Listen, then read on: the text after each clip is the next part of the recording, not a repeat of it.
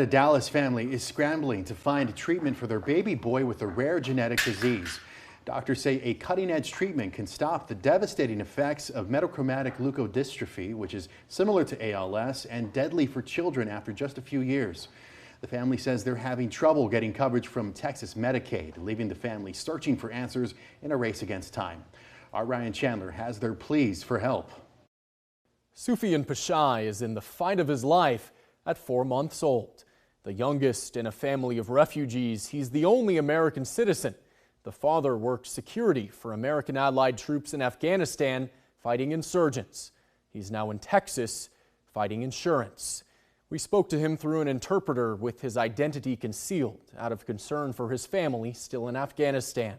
His urgent plea to Texas Medicaid to approve a chance of life for his son before it's too late.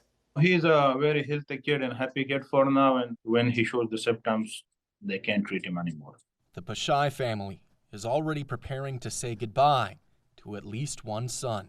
At just 2 years old, it's too late for Mohammed, whose MLD is too far gone to fight. It is a devastating, nightmarish disease. Imagine you've been told one child's going to die, and then you find out that your 3-month-old has the same disease and the baby looks perfectly fine. But Mohammed's suffering is Sufyan's saving grace.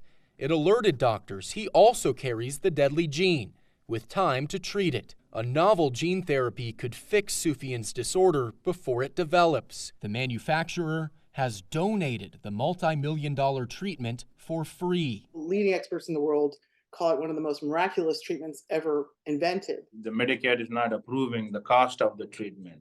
Medicaid doesn't cover experimental procedures like Sufyan's gene therapy. Texas Health and Human Services tells us he'll need to participate in a clinical trial or get a special exception under federal law. They say Medicaid programs may cover experimental or investigational treatments and items if the state determines that they would be effective to address the child's condition. This family has no time. They are running out of time. What if they don't approve it?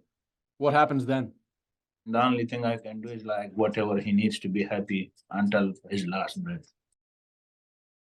That was Ryan Chandler reporting. Since 2015, Texas has had a right to try law on the books that allows patients with terminal illnesses to access new treatments without full FDA approval. You can learn more about this family's unique case and help their cause right now on KXAN.com. Let's dig a little deeper into the Right to Try Act. The Right to Try Act is a way for patients who have been diagnosed with life-threatening diseases or conditions and have exhausted all treatment options to access experimental or investigative treatments. Last summer, Governor Abbott signed a new bill into law to expand the state's Right to Try Act that went into effect in 2015.